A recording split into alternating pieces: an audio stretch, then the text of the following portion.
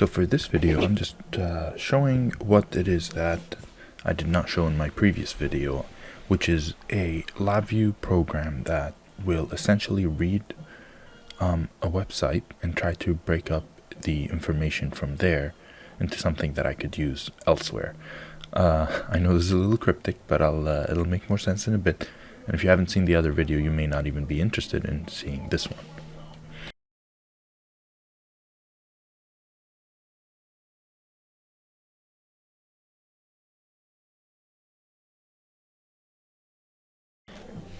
For full disclosure, I hadn't used LabVIEW in over a year here, and this is the 2020 Community Edition, which is free, and I wanted to work with that one.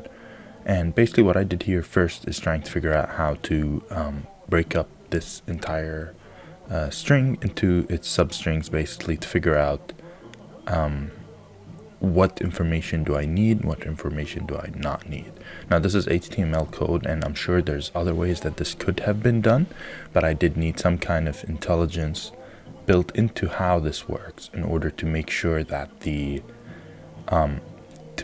information that I want is the actual one. Now you'll see in a bit where the actual website is and what it looks like. It's from Microsoft. It's there. So I'm trying to break up what the Windows definitions are and the data types in order to use them in a different program that I'm trying to create here, which is to break up the User32.dll and create wrappers for that within LabVIEW. I'd like to apologize for the quality of this video and audio. These are the first of their kind that I'm doing, and I'm hoping with time these will get better.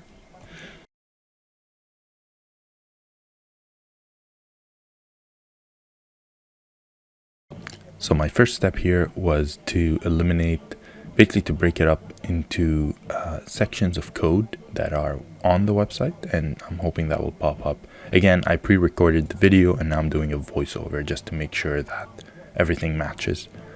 Sorry for this technique. I know that's not a good technique.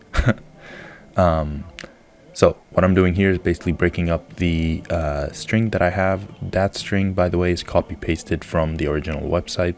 I did not have the browser read it, a built-in LabVIEW browser to read it or anything. So I'm basically just reading the opening tag for a code and then the closing tag for a code, and everything in between will be parsed down the line to make more sense of it.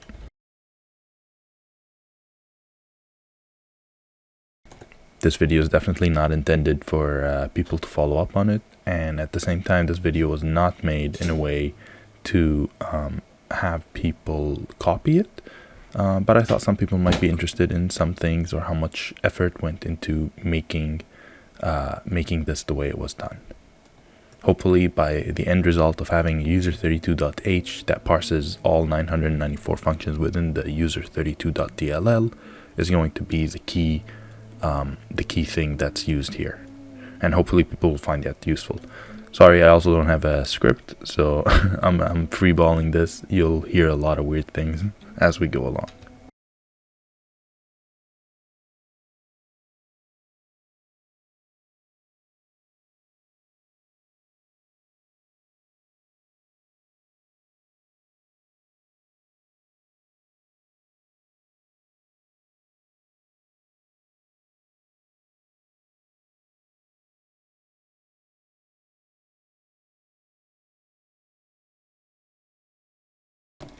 So we're about 4 minutes into this video. I have it sped up 4 times, by the way, so I'm not sure if that in any way means anything to anyone, but this has been about 15 minutes then of actual working in LabVIEW, parsing this line by line, trying to figure out what's important, what's not important.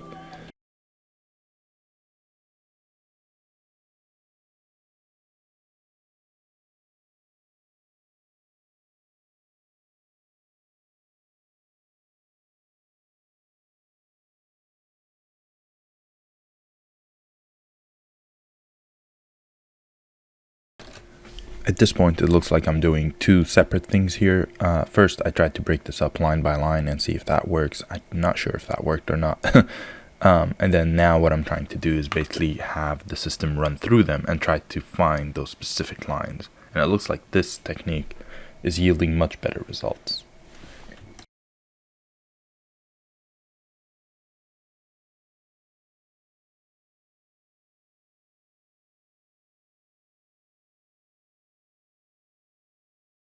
as you can see, all the type definitions, and those are exactly what I wanted. And this seems to have read them very easily. I'm sure there's some exceptions that I need to put into this down the line. I actually recorded this about a month and a half ago, so I honestly do not recall many of the things that I did here, and I could have went around and figured it out, but that would have taken much longer for a video. I think if this works out well, for this video specifically, I'm going to go in and try to explain what I've been doing step by step. As you can see here, I have all the type definitions built up, and I copy pasted them into a text editor here. I'm just condensing them. There's no real reason to do that. I just like things to be more organized somehow. So I'm going to go ahead and put everything into my User32.h that I'm creating, and then see if that works.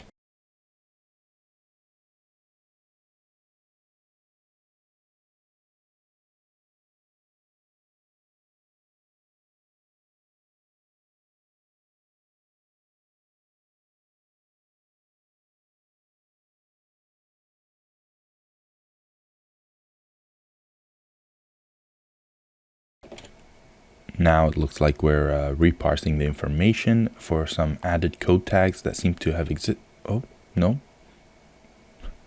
This must be very funny for anyone listening to me, where I'm watching what I'm doing and I'm like, wait, why did I do that? So call this, editor's commentary.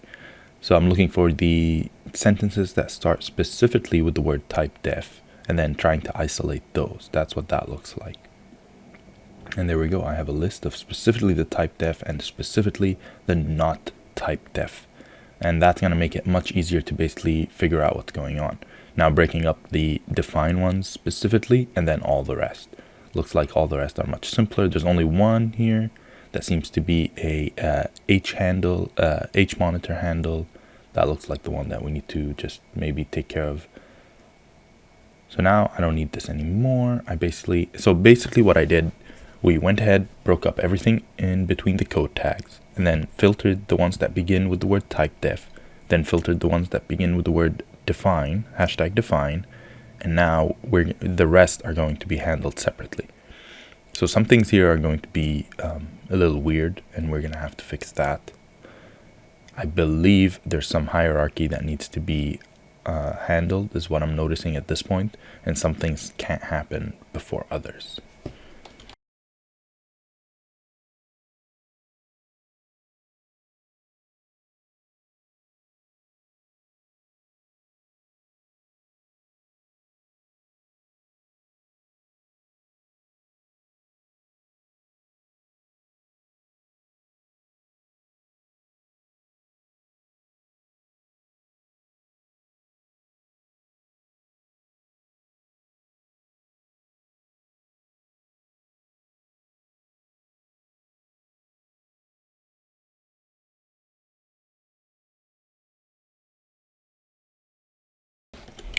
An extra check is created here, and I'm honestly not sure what this check is doing. I think it's making sure that there's only one line on this, because some of them might have multiple lines. And there's another check. There we go. We're going to use that one to read. So there we go. It's the ones that start with the type def but is multiple lines, and those have been extracted specifically by themselves.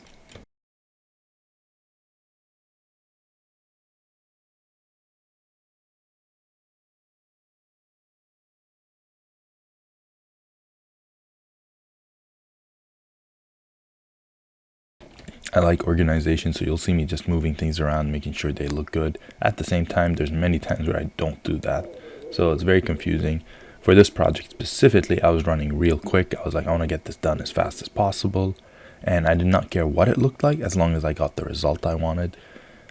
In the end, I know there's going to be a lot of manual work that I need to do to get this done, so I did not mind as much. This isn't a production level VI. I'm going to use it just for this purpose, and then I'm never going to look at it again. But it's nice to know that some things are organized to find later on, like now, because I haven't seen this in a month and I might have to go back and look at it.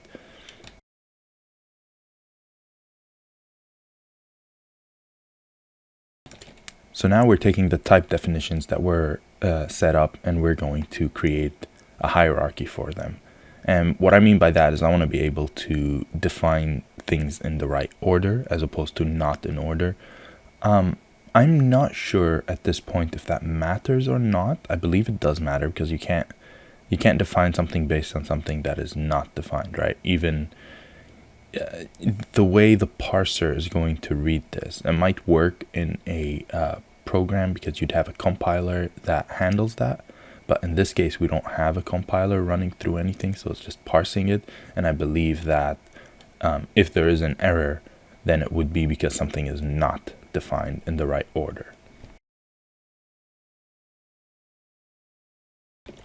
So the plan is to break up the type definition, see what type it is, what is the new name, make sure that they come in the right order. So if something is waiting for something else to be declared, then we'll put it down in the stack, and anything that seems to be pure, I guess, can bubble up to the top.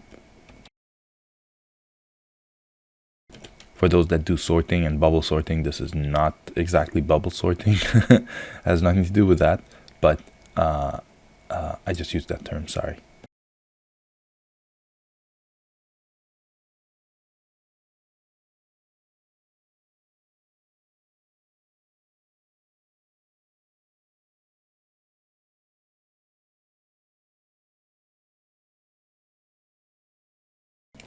So we have a list of an array with all the duplicates removed because we didn't want to, there's only one type of each one of them, right? We can't have multiple ones.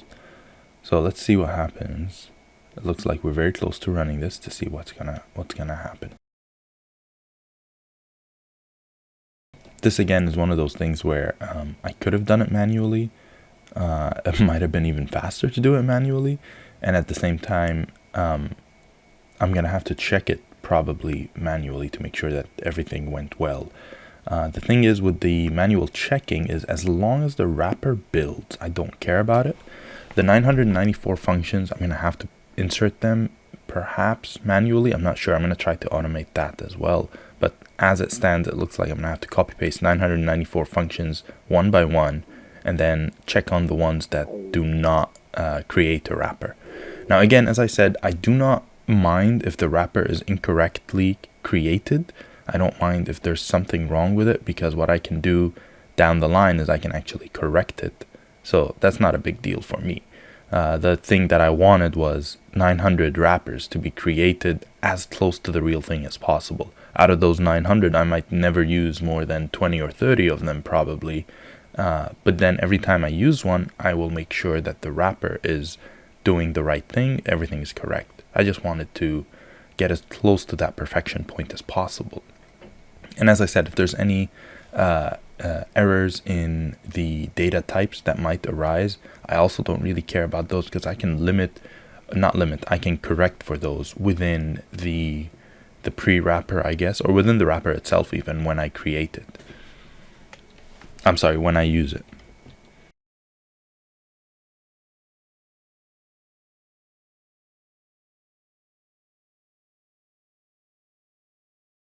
At this point, I'm wondering, everyone watching this, which part of this video interests you the most? I'm sure it's not the commentary. I sound horrible.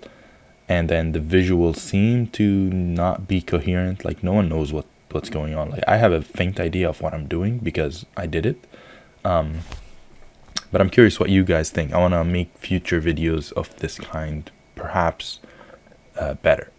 So as you can see here, oh, this is so funny. As you can see here, this is something that I just spoke about like 2 minutes ago, is the type definition, the order of it. Does the order of the type definition matter? That first source said no. But again, as I was saying, I think a compiler does not care, but a parser does.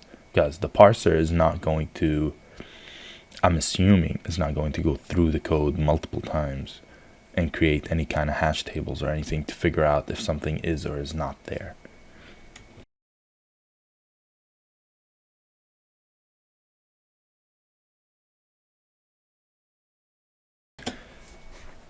So what I just did there is I created an initial list of things that seem to be very high-end, high-level declarations that I don't want the system to find, because they should already be there by default, and those are going to be things like the integer character, void.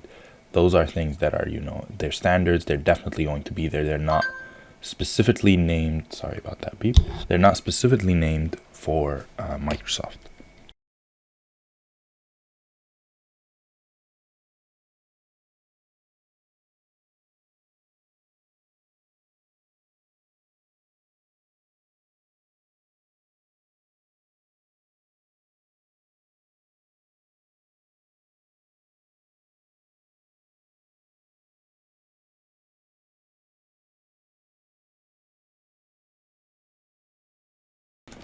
So we added the fourth layer here, which is the actual right side name. So things that are signed or unsigned in this case will no longer be there.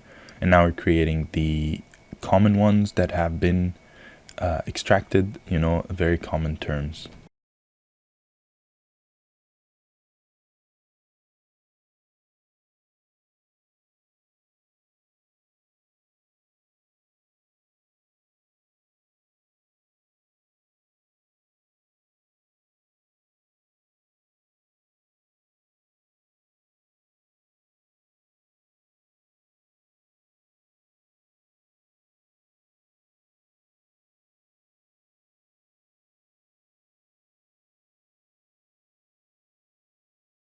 And that entire for loop is basically a filter trying to filter out those terms from within the list that we currently have. Now I did clear it. I'm assuming I'm going to rewrite them in there. Those should be in there permanently.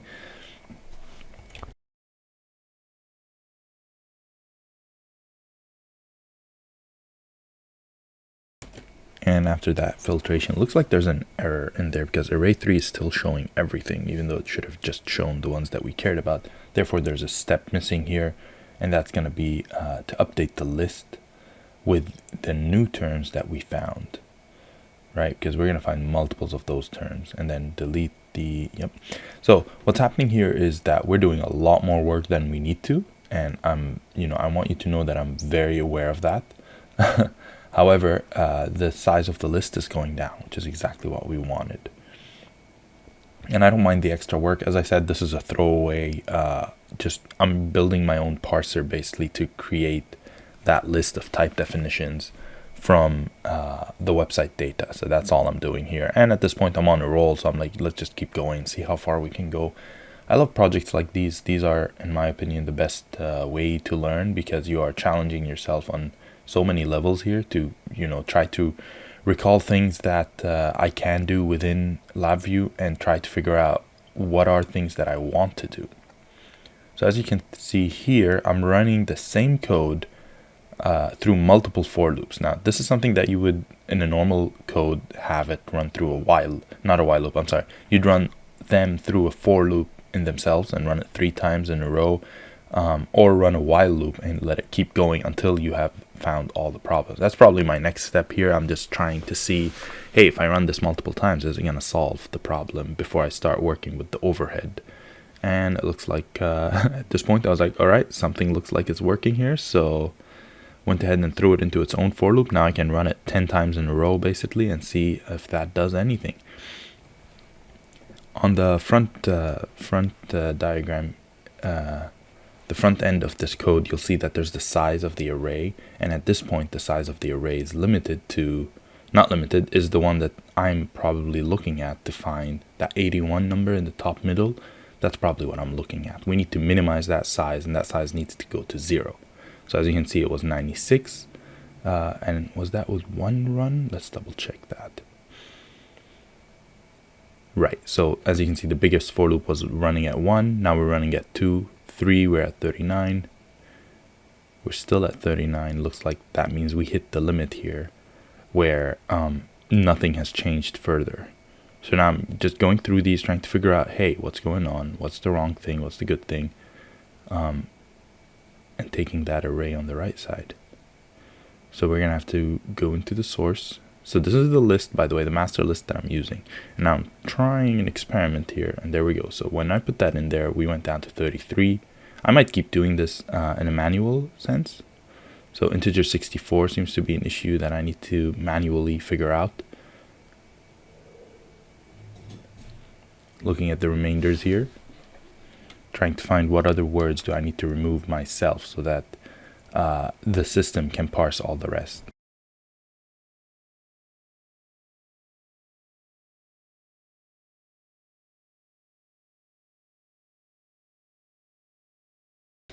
Ironically, that was a spelling error within the master website where something was supposed to be unsigned but was not registered as unsigned, which is very funny in my opinion.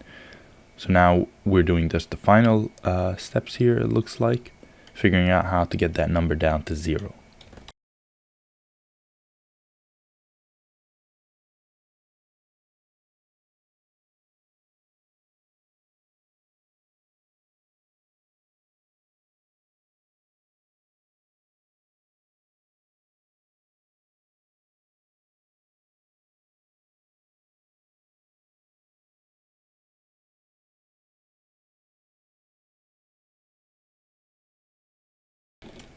Breaking it all up into separate text channels. So every layer basically is going to have unique type definitions that are based on the previous one, and then we just copy paste those in order.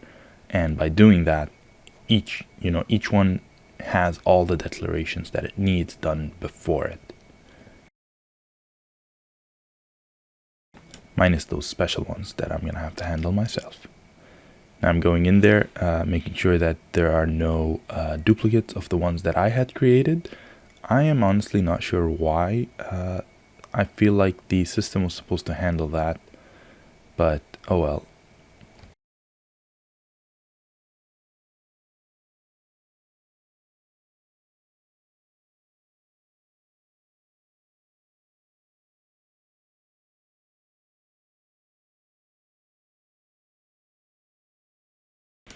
Structures are going to be a pain. We're going to have to keep going around 4 structures down the line.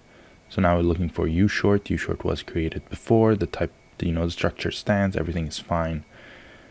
We type in the definitions here. I'm not sure why. I feel like I may not need those, but I'm going to leave them in there the way they are defined with a specific version or something that they really care about. I'm doing this manually because there's only 10 or 20 of them. It may not have seemed useful to actually go through this and program it. It's going to be very complicated to parse all that information, but oh well, this is where we are, so let's just roll with it.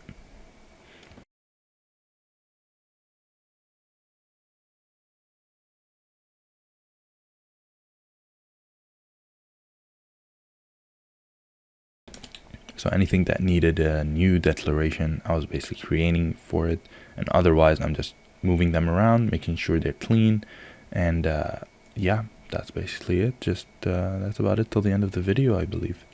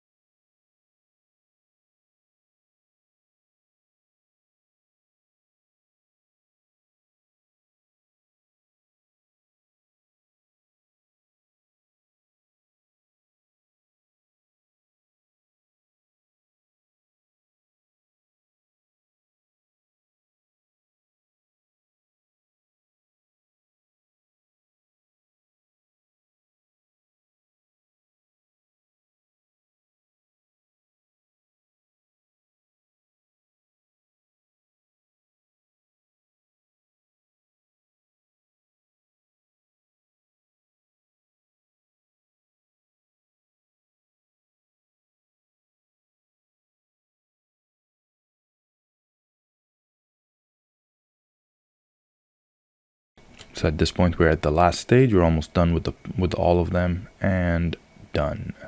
So now I have all of the type definitions, a few structures. I know I'm gonna have to go back and fix those or clean those up, and I'll come back to that later. The next step is going to be testing this. If you want to see what happens next, I would say you need to move on to the previous video that initiated this one. I just thought this should not be part of that video. Alright, that's all. Bye guys.